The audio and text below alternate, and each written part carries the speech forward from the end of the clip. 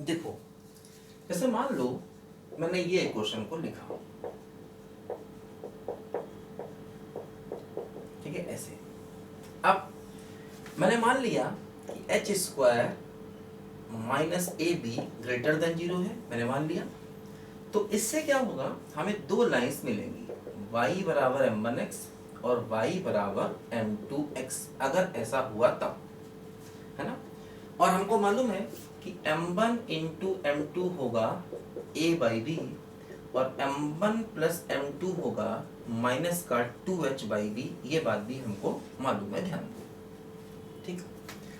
अब देखो होगा क्या, जैसे मैंने कहा मान लो हमारे पास ये x एक्सिस है, ये y एक्सिस है, ये लाइन है y बराबर m1x, और ये लाइन है मान लो y बराबर m2x, और इनके बीच का एंगल मान लो थीटा है, ठीक है। अब देखो होगा क्या, ये जो tan थीटा होगा ये होगा mod of m1 minus m2 upon 1 plus m1 into m2, है ना। अब देखो क्या होगा, जैसे हमको मालूम है अगर हम m1 माइनस m2 का होल स्क्वायर निकालें तो देखो ये होगा m1 प्लस m2 का whole square minus 4m1 m2, है ना। ऐसा हम कर सकते हैं, बात हमको मालूम है। बोलो, m1 प्लस m2 की वैल्यू पुट करोगे तो क्या देखो होगा 4h square by b square, m1 into m2 क्या है देखो a बाई बी।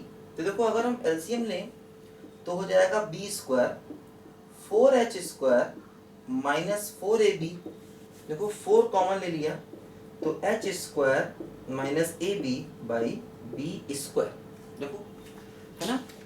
अच्छा अब देखो यहां से अगर हम m1 माइनस m2 का मॉडुलस निकालें, मतलब स्क्वायर रूट ले लें, देखो हो जाएगा 2 by b under root H square minus A b, ठीक है ना। m1 माइनस m2 का होल स्क्वायर देखो ये है, m1 माइनस m2 निकालें, स्क्वायर रूट ले लें तो 2 by b under root H square minus A b. देखो ध्यान दो, ये वैल्यूज यहाँ रखी है, तो tan थीटा हो गया m1 माइनस m2, मतलब 2 by b under root H square minus A B upon 1 plus m1 into m2 क्या है बोलो a by B.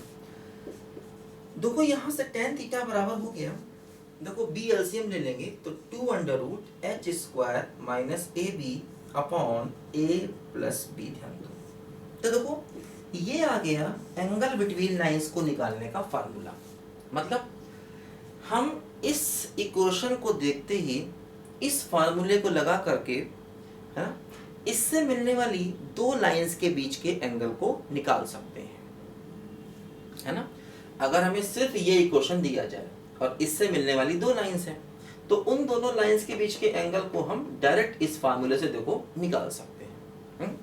tan theta बराबर 2 under root H square minus A B upon A plus B. अब देखो ध्यान दो, जैसे अगर मान लो मैं ये कहता हूं कि a प्लस बी 0 हो गया, है ना, तो tan थीटा इनफाइनाइट हो जाएगा, मतलब थीटा 90 हो जाएगा।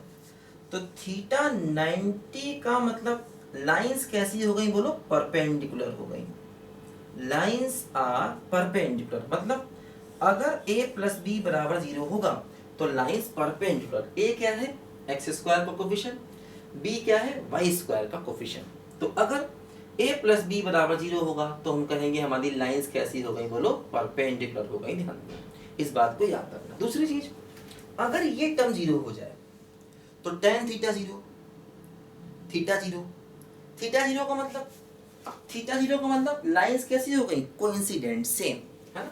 तो अगर एच स्क्वायर माइनस ए बी बराबर 0 हो जाएगा तो हम कहेंगे कि हमारी जो लाइंस हैं वो पैरेलल नहीं बल्कि कोइंसिडेंट है, ध्यान दो, कोइंसिडेंट, है ना, ठीक है। तो अगर a प्लस बी 0 होगा तो लाइंस परपेंडिकुलर होंगी, इस बात को याद कर लो।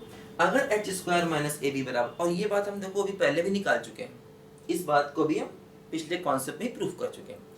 और tan थीटा का formula 2 under root H square minus A B upon A plus B होगा, मतलब इससे मिलने वाली दो लाइंस के बीच का एंगल। ये सारे फार्मूले आप अच्छे से याद कर लो, ठीक है, ये जरूरी है, हमारे बहुत काम आने वाले हैं। इसको लिखो जरा ध्यान से बच्चों।